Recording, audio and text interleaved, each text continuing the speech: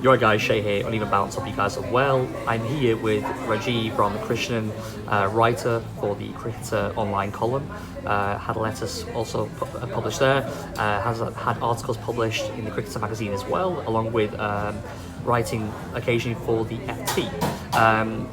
Rajiv is a cricket enthusiast, supporter of both English and Sri Lankan cricket, and I thought it'd be good to meet him today to discuss the upcoming Test series between Sri Lanka and England, starting I think it's March the 18th. We've got 2 Test series between the teams, so I thought it'd be good to have a chat with him. Obviously, he knows a lot more than me about Sri Lankan cricket, and he's got some very interesting views I want to discuss with you guys. So Rajiv, thank you for meeting with us today. The first question I would have is, what's your thoughts on the upcoming Test series? Well, before I actually answer that question, we've got to ask the question, why are we having this 2 Test series? We just had 18 months ago, they just played a 3 Test series, and now, because of this World Championship, they now have to quickly pack in as many Test matches as they can, Test series, and there's no context, there's no real interest, and I don't think any series should be a 2 Test series. So that's my first thoughts. In terms of the actual series, if we look at it, as its own, I think England probably do have the upper hand, having beaten Sri Lanka there 3-0 convincingly just 18 months ago. I think England's top order are now looking a lot more solid, and they've got a lot of newcomers coming in and doing well. Dom Sibley, Dom Bess, and this just seems a lot more depth with English cricket. There's a few things they can change. Sri Lanka, on the other hand, I'm not sure that they know what their best team is, and that's a worry. There's a lot of captains in the side, there's a lot of wicket keepers, and it just seems disorganised. So I predict that this series would be a 1-0 to England, possibly 2-0. Interesting, okay. I mean, do you think that the pitches that will prepare, because of what happened 18 months ago, will be similar kind of pitches, or will they produce maybe more of a, not necessarily a green top? I'm not expecting, Chestnut Street in April, but maybe something more helpful to the seam bowlers like Latmal, etc. Or will they, because they know there's obviously no more Moeen Ali, no Rashid on this tour, they both obviously they both did very well 18 months ago. But you've got a situation now, you've got Dom Bess, you've got Chat Leach, you've got Matt Parkinson's very raw. They're the 3 spinners they're going with. Maybe Sri Lanka might feel like, okay, we can actually beat them at our game, which is the spin game, I would say predominantly on the subcontinent. Or do you think they're worried and still scarred from 18 months ago, and therefore they might produce more seaming wickets? What do you feel, Rajiv? I think they'll be scared to produce more seaming wickets, because that will play into the hands of the England seamers, who are far better, in my opinion, than the Sri Lankan ones. At some point, yeah. So it would be foolish of them to do that, and I think they will stick to the spinning tracks, because Sri Lanka's spinners generally are better than their pace bowlers. Now, whether their spinners are better than England spinners is another question, but their seamers are definitely not as good as the England bowling attack. So I think doing that would be dangerous for them. Fair enough. Okay. Are there any plays that we should discuss in particular? Are there any plays that we should discuss in particular in the upcoming series?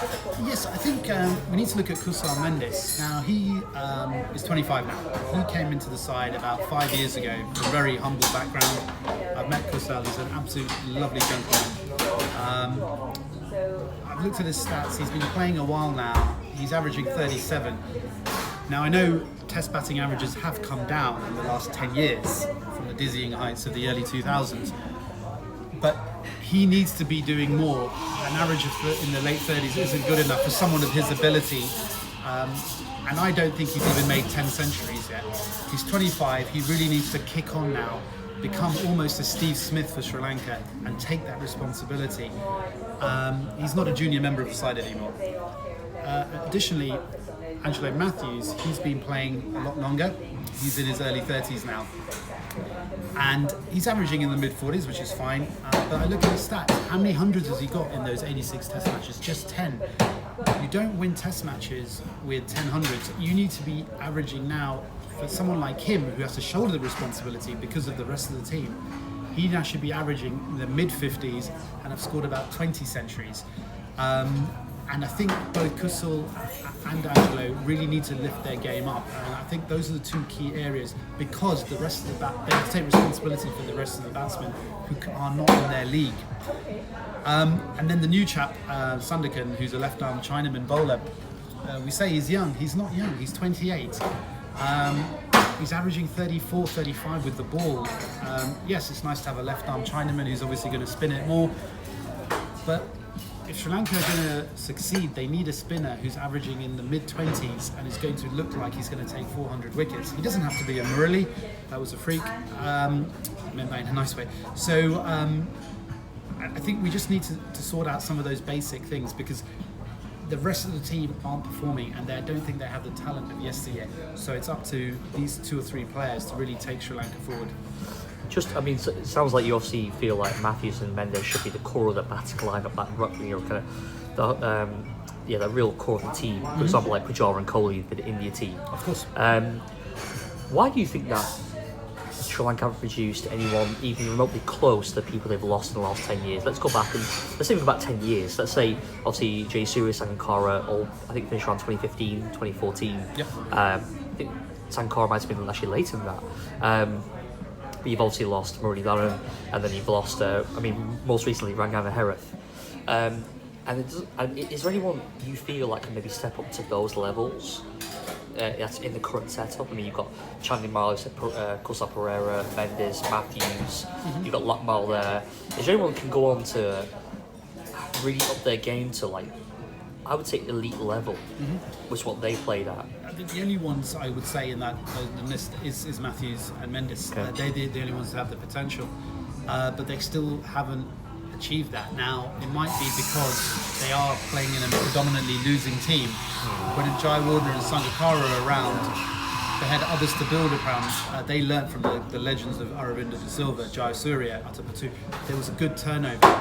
We had a good spread of players, senior and junior, and lovely blend, and they was able to carry through. I just don't think that knowledge transfer is happening now. You asked why I think this is happening. Sri Lankan coaching, I think, hasn't got the structure it has of yesteryear. I think they're just encouraged to go out there, play their game, and whack every ball. Yes, there's a positive about that when it comes to T20 and perhaps 50-50. But the likes of Sangakkara, Jai Warner, Aravinda de Silva, yes, they played all these fancy shots, but they had their technique. They had a template to go back to when things weren't going well, when the pitch was playing poorly, when the weather was bad, when there was bad light. They had something to go back to, their stock technique. The current players simply don't have that, perhaps apart from Matthews and Mendes. There's no thought process in their cricket. I mean, is that maybe possibly because there's confusion between the new players coming in to the setup as well, and even the players like Angelo Matthews, who was kind of came into the scene in T20, was really taking off. Is there maybe a confusion amongst how they want to take their careers? They want to kind of go more in the T20 direction, even with established players like Matthews and Mendes, and especially with new players coming through, or do you feel like the new players coming through want to apply their trade and really become, really strong test players, like the guys you mentioned, like Aravinda de Silva, Rahatunga, Atapatu, Jay Surya, Jay Warner, Sangakkara. They made a name in kind of Sri Lankan folklore and become legends of the game for their test exploits. But the players come through now, are they chasing the T20 money, or do they want to kind of emulate those players you've mentioned? Well, a good case study example is Malinga. He was a fantastic find for Sri Lankan cricket, and he should have played a lot more test matches, but he chose to go for the T20 route. I'm not criticising him for that. A cricketer's career is a short period of time, and he went where the money was, just like the way the West Indians did when it was the Packer series, just like some people did with the South African Rebel tours. These players have bills to pay just like we all do, and let's face it, we all want our material goods. So if Malinga can just bowl 4 overs, preserve his body in a T20 game and be successful as he has done with the Mumbai Indians in IPL, good luck to him. It is a shame because we lost him, and he should have been opening the bowling for Sri Lanka. And having him with Traminda Vas, who's coming to the end of his career, was a great partnership. And and then you had Murali. So to answer your question, the players generally from Sri Lanka nowadays are coming from all around the island, and they're coming from humble areas. Sangakkara is the only exception in the last 10-15 years. He came from, a very wealthy family, a very educated family. So the guys from the outstations, as they're known as, humble background.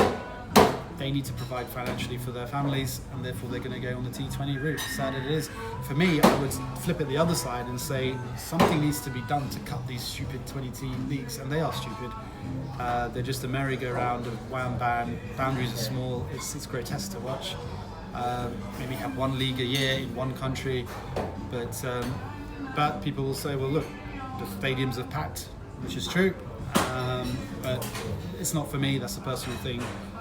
If there was no T20 tomorrow, I'd be very happy. Fair enough. And I think speaking of, legend of the game, as I mentioned before, Jay Sankara, Jay Wardner, do you think maybe a way to kind of educate and culture the players to maybe follow and create more sporting legacy in their careers as opposed to chasing money, were to bring in some of these players into the setup? But what's your thoughts on the administration achieve with this? I mean, is that possible to get these guys in, or? Well, the problem is administration, not just in Sri Lanka, around the world, they're run by businessmen. And businessmen, I'm not convinced, actually care about the game itself. You look at the ECB, the way they're sold out to Sky Sports, they're saying, this money's coming in and we're pushing it into the grassroots cricket. Yes, that's all great. But these children are not being able to see the cricket on terrestrial TV like I did growing up, watching the Gowers and the Bothams and the Graham Goochers, my heroes. And most people are denied access to this. So administration, not just for Sri Lanka, I'm going to talk about the whole administration across the world, is poor. And it is not run by past cricketers. We need people like Sangakkara, we need people like Rahul Dravid, people with stature and who are respected and who care about the game to come into that. Now, it's great that Sangakkara is president of the MCC, brilliant. But why have the MCC grabbed him first? Why haven't the Sri Lankan Cricket Board brought him in? Why haven't they brought in Mahela Jayawardene? Why haven't they brought in people like Aravinda De Silva to nurture and coach the next generation of players? It is great that Mickey Arthur is now the Sri Lankan coach. Very happy about that. He did wonders for Pakistan. And I think we need a respected individual to come in, maybe even a Ranatunga, to lead and guide these younger players and show them that you are defined by your test career. And the monetary rewards, yes, they're not as great as the T20, we understand that, but these days with other sponsorship deals, it's still a very good career to have, and you're remembered for your test career. Excellent. Okay. I mean, you mentioned before about merry-go-rounds in terms of the players and how kind of this current setup is. That kind of brings to the next point I want to discuss with you, Rajiv, about captaincy. Because it seems to be every time I switch on to follow Sri Lankan cricket, there's another captain in place. From what I know, you've got people like Lakmal Karuratne. Apologies if I butchered the name there. You've got Chandimal, you've got Matthews. I think, is that also affecting maybe what's happening on the field, because there's a lack of direction, there's no consistent kind of strategy being imprinted on the team. I mean, you can chop and change the side, I understand, but if you have one consistent captain, in my opinion, that helps them to create a certain brand of cricket, dare I say that horrible buzzword, but a certain brand of cricket, and allow a guy to work with the players on an individual basis as well as a team basis to maybe realise the potential.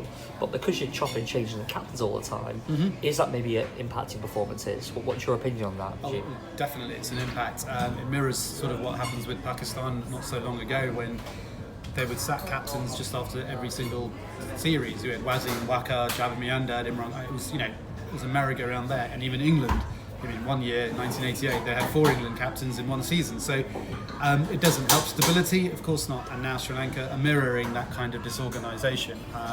And not just with the captaincy, but with the wicket-keeping. You've got 4 or 5 wicket-keepers and 4 or 5 ex-captains within the same side. Some are doing both, some are doing neither. And this disorganisation is not healthy for any new player coming in. They need to stick with the captain. The captain has to be worth his place in the side. I'm tempted to say go back to Matthews. I know he doesn't want to captain Sri Lanka again, but he has to realise that this is for the team. He's averaging 45 more than any other player. his bowling's dropped off, that's fine, and he can captain in the middle order, and we have him, and maybe make Mendes vice captain, and maybe giving Mendes that kind of extra responsibility will maybe help him with his batting. But for me, the captain and vice captain have to be worth their place in the side. We just need that, and we need to stick with that and give that captain 3 or 4 seasons, and see how he goes with that. Jai Surya had a 2003 to 2000.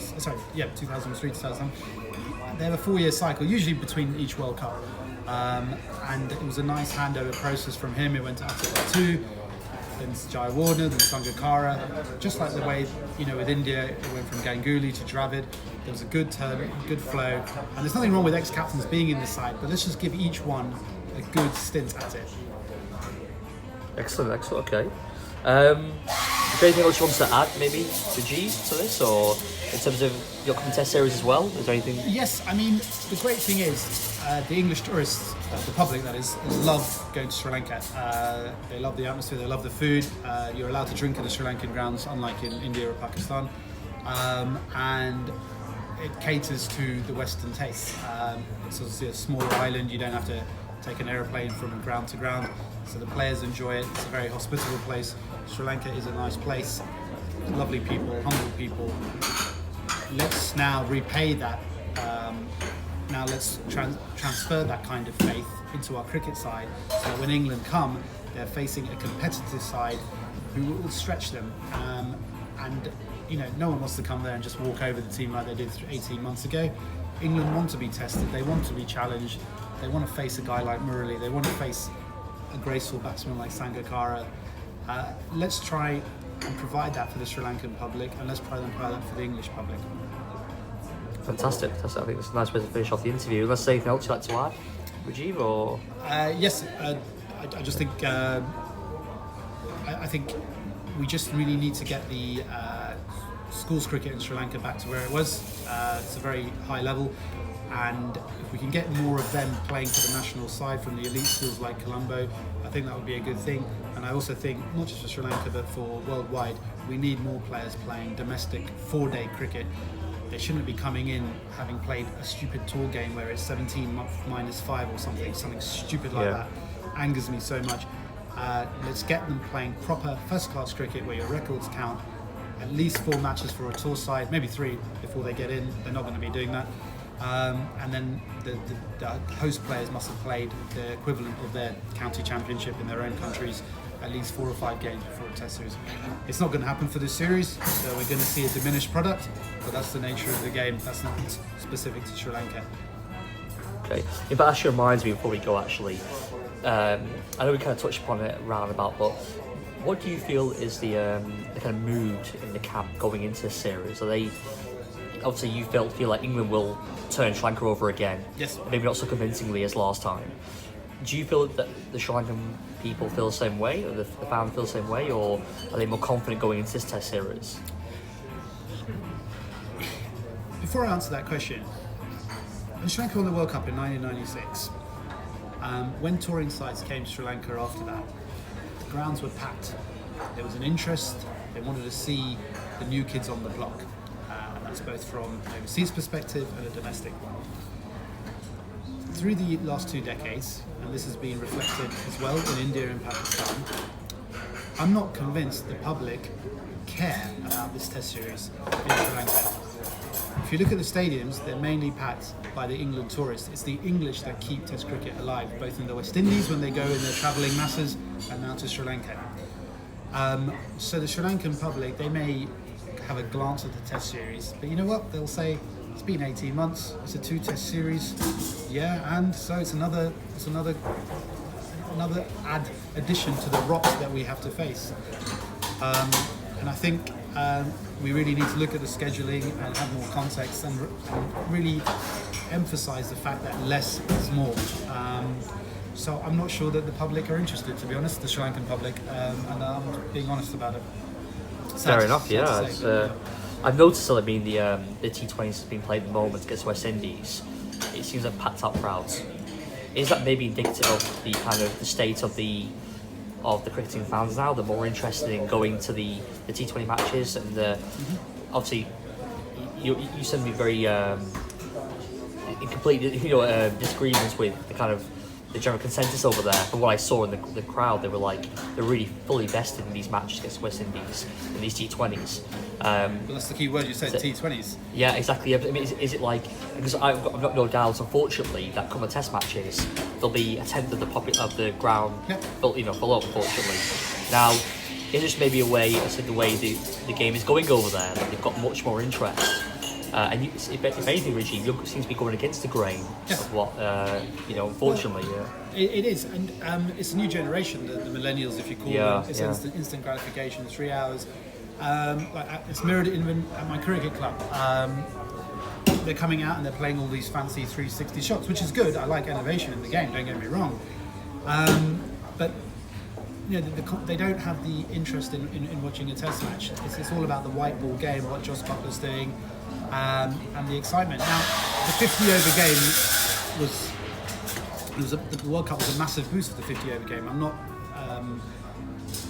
criticising the 50 over game. I just think that this T20 instant gratification, they're going in there. I just wonder how many of these matches they actually remember when they wake up the next morning. For me, you measure the importance or the significance of the game afterwards. We still talk about the 2005 Ashes, and we talk about it with such joy and nostalgia. 15 years ago, we still talk about it. If I asked you or anyone else who won that T20 between Sri Lanka and West Indies last week, could you tell me the answer? If I asked you who won the IPL in 2015, you can't tell me that. No one can. But we remember the 2019 World Cup. We remember the Ashes of '81. We remember Dravid and Lakshman in 2001 against Australia, the greatest thing. And then we remember Brian Lara single-handedly taking on Australia in '98-99, the greatest series I've ever seen.